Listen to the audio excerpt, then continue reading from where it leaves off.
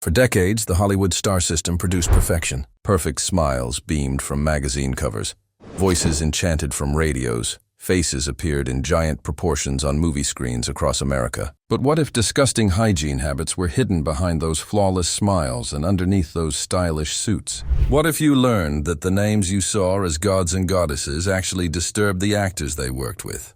Today, we're uncovering the dirty secrets that studio public relations officers worked overtime to hide. From terrible breath that turned kissing scenes into nightmares to body odor that cleared sets, we'll discover the revolting hygiene habits of Hollywood's most beloved icons. Clark Gable, the king with killer breath. Clark Gable, Hollywood's undisputed king, went down in cinema history with his role as Rhett Butler in Gone with the Wind. When Gable smiled at the camera, women's hearts across America would race. But if they had gotten within a few feet of him, that excitement might have turned to nausea. At age 32, nearly all of Gable's teeth had been extracted. Most of his teeth were removed in 1933 due to severe periodontal disease. He spent days in the hospital and recovered privately in Canada. The pain was unbearable, but what followed became a chronic problem throughout his career. The dentures he wore were primitive by today's standards, ill-fitting, uncomfortable, and worst of all, they gave him the terrible breath that became legendary in Hollywood. Though his romantic partners were thrilled to play opposite the world's biggest star, they dreaded intimate scenes. On the set of It Started in Naples, 1960, Sophia Loren reportedly kept her distance from Gable when the cameras weren't rolling. In his final film, The Misfits, 1961, a crew member recalled that by then the smell was noticeable from several feet away. His star power was so great that no one dared bring up the subject. Gable's denture problems weren't limited to odor alone. On sets, his dentures frequently ached, and he feared they would slip during kissing scenes. This situation caused him excessive stress in intimate scenes and negatively affected his performance. Some producers whispered that they had to pay hazard pay for actresses who would work with Gable. Marilyn Monroe, the dirty bombshell. Marilyn Monroe, the ultimate sex symbol who defined an era, had hygiene habits that contradicted her flawless public image. According to The Misfits co-star Clark Gable, Monroe was extremely casual about personal cleanliness. Author David Brett, in Gable's biography, claimed the actor was obsessed with cleanliness and found Monroe's relaxed approach to hygiene disgusting. According to Brett, Monroe often didn't bathe for days and never used deodorant. Makeup artist Alan Whitey Snyder kept wet wipes and extra strong powder specially for Monroe. Wardrobe department workers reported they had to constantly make extra efforts to keep costumes fresh. Monroe's hygiene problems stemmed partly from chronic insomnia and depression. She often stayed up until late hours, experiencing severe anxiety that made coming to set in the mornings difficult. During these periods, basic self-care routines were neglected. Some production crews had to hire special hygiene assistants to get Monroe ready for filming.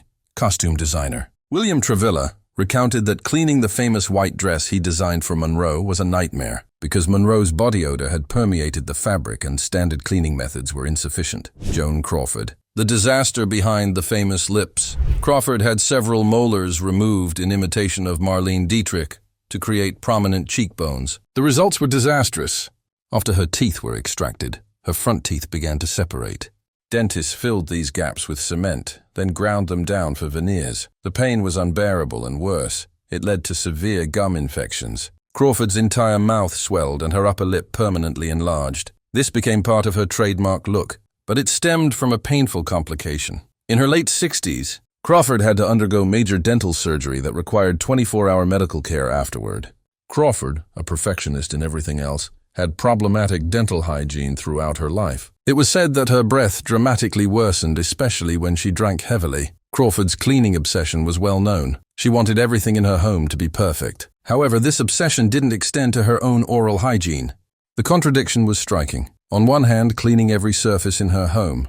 On the other hand, struggling with chronic dental problems. Set workers reported that Crawford's breath was particularly bad after lunches and became unbearable when combined with alcoholic beverages. Howard Hughes. From flashy producer to reclusive germaphobe, young Hughes was known for his flashy appearance. However, as he aged, his obsessive-compulsive disorder turned into a paralyzing condition that dramatically affected his personal hygiene. In his later years, Hughes wore tissue boxes on his feet instead of shoes, grew his hair and nails to disturbing lengths, and refused to bathe for months. The man who was once one of Hollywood's most eligible bachelors eventually became a recluse, sitting naked in a hotel room surrounded by his own jars of urine.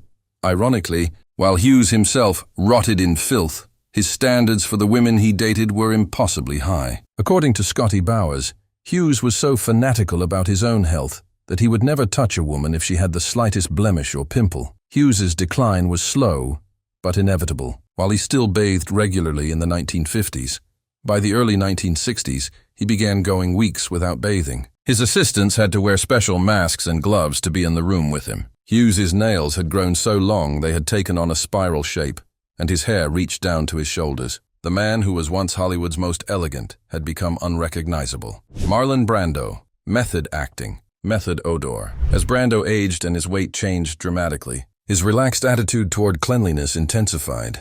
Many fellow actors complained about his refusal to bathe regularly or use deodorant during productions. While filming Apocalypse Now, Brando's hygiene had deteriorated along with his weight and mental state.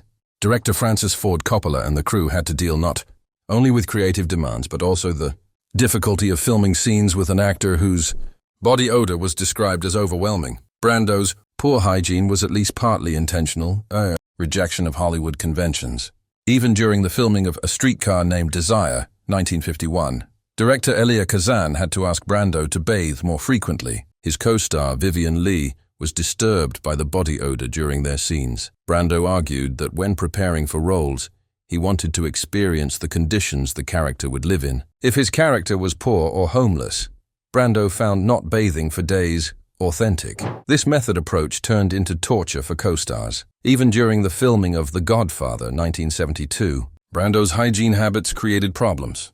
Producers had assigned special assistants to ensure Brando would at least wash his hands, especially before close-up scenes. Errol Flynn, the swashbuckler with a sweat problem. Errol Flynn's excessive alcohol consumption deeply affected his body odor and breath. Fellow actors reported that as his drinking increased, working closely with him became increasingly difficult. Flynn's sweat was said to smell of alcohol, and in the afternoons, after drinking throughout the day, his breath could be unbearable. Additionally, Flynn gained a reputation for wearing the same clothes for days, and sometimes sleeping in them. As his alcoholism worsened in the 1940s, his hygiene deteriorated proportionally. Costume department notes contained veiled references to Flynn's costumes needing to be replaced more frequently than other actors. Flynn's sword-fighting scenes were particularly problematic. The intense physical activity increased sweat production, and the alcohol smell became unbearable. On the set of The Adventures of Robin Hood, 1938, stunt actors began demanding extra payment to film close combat scenes with Flynn. Flynn's hygiene problems weren't limited to alcohol alone. There were also his homes with bed sheets he rarely changed, bathrooms he seldom cleaned, and piles of dirty dishes. Visiting friends were often shocked. The contrast between the stylish, charismatic man on screen and the messy reality in private life was striking. 7. Judy Garland. When mental health affects hygiene. Garland's struggle with studio pressure, substance abuse, and mental health issues is well documented. But how these challenges affected her personal hygiene is less discussed. Throughout her career, Garland went through periods when regular bathing and dental care, including basic self-care, became difficult as she battled depression and addiction. From her early days at MGM, subjected to a regimen of diet pills, amphetamines to keep her working, and barbiturates to help her sleep, Garland's ability to maintain consistent personal care was compromised by the chemical dependencies actually facilitated by the studio system. On good days, Garland maintained meticulous standards. During bad periods, she could appear at the studio unwashed for days, with unwashed hair and a sour breath from alcohol and cigarettes. Garland's situation was that her hygiene problems were clearly linked to mental health struggles, rather than deliberate choice. During Garland's depressive episodes, even getting out of bed was difficult. It took hours for the makeup team to prepare her for the camera. Sometimes she came to set looking like she hadn't bathed for days. MGM executives were aware of the situation but focused on keeping her working, rather than understanding the mental health issues their star faced. James Dean, rebel with a cause for bathing. James Dean's approach to bathing was erratic at best, and he was known to wear the same clothes for days or even weeks without washing them. During the filming of Rebel Without a Cause, director Nicholas Ray had to pull Dean aside to discuss complaints about body odor. Co-star Natalie Wood found working with him challenging due to hygiene issues. Crew members noted Wood's visible discomfort, especially in romantic scenes. Dean's famous red jacket was worn for days without washing. This piece, iconic for him, was also a hygiene disaster. The costume department tried to secretly clean the jacket, but Dean noticed and became angry. He yelled at the crew for making him lose the character's smell. Friends who visited Dean's New York apartment encountered a similar scene. Piles of dirty laundry, unwashed dishes, and an overall atmosphere of neglect. Dean's rebellious image in Hollywood continued not just on screen, but in his real life, including rebellion against cleanliness norms. Elizabeth Taylor, Cleopatra's inconsistent bathing habits.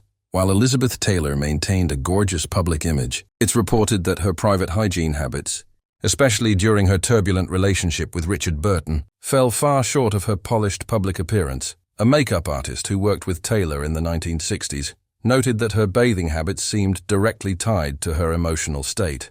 When Taylor was happy and stable, she maintained meticulous personal care. During relationship turmoil or depression periods, she might not wash properly for days, instead using heavy perfume and powder to mask body odor. During the filming of Cleopatra 1963, Taylor's health problems and emotional turmoil were at their peak. The costume crew secretly whispered that some days Taylor came to set with body odor masked only by perfume. When the love affair with Burton began, the hygiene situation of the couple after long breaks spent in set trailers disturbed both staff and other actors. Montgomery Clift. When trauma affects, Hygiene Montgomery Clift experienced a dramatic change in personal habits following the devastating car accident in 1956 that changed his life and career. Before the accident, Clift had maintained the basic hygiene standards expected of a leading man. After the accident, which severely damaged his face and left him with chronic pain, his self-care deteriorated along with his physical and mental health. Makeup artists who worked with Clift in later films reported that he often came to set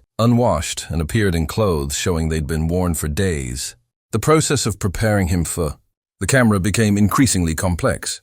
Elizabeth Taylor remained a close friend until his death in 1966 and hired personal help during the filming of Suddenly Last Summer, 1959, with instructions to ensure he bathed regularly and had clean clothes. Clift's painkiller addiction further worsened hygiene problems. Often under the influence of drugs, Clift forgot or didn't care about basic self-care tasks. Friends who visited his apartment frequently found him in the same clothes worn for days, unwashed and in terrible condition. Humphrey Bogart, the bad breath behind the tough guy, Bogart's cigarette habit was legendary. He reportedly smoked 3 packs a day throughout his adult life. This not only contributed to the lung cancer that eventually killed him, but also had a devastating effect on oral hygiene. Combined with regular whiskey consumption and minimal dental care, the result was breath that made romantic scenes. Difficult Lauren Bacall became Bogart's 4th wife after meeting on the set of To Have and Have Not, 1944, and was one of the few women not bothered by his breath. True affection apparently overcame what was considered a significant obstacle for other actresses. Ingrid Bergman co-starred with Bogart in Casablanca, 1942, but was less enthusiastic. Director Michael Curtiz was reportedly asked to minimize the number of close-ups that required her to stand directly in Bogart's breath. The nicotine buildup in Bogart's mouth was so severe his teeth had turned brown. Though dentists recommended regular cleaning, Bogart rarely listened. During the filming of The African Queen, 1951, Katharine Hepburn jokingly said that Bogart's morning breath was at lethal weapon level. Behind the glamour and glitter of old Hollywood was a darker, more human truth. These stars may have looked green, but behind the cameras, they were as flawed and fragile as anyone else. Maybe that's what makes them truly timeless. Not their perfection, but their humanity.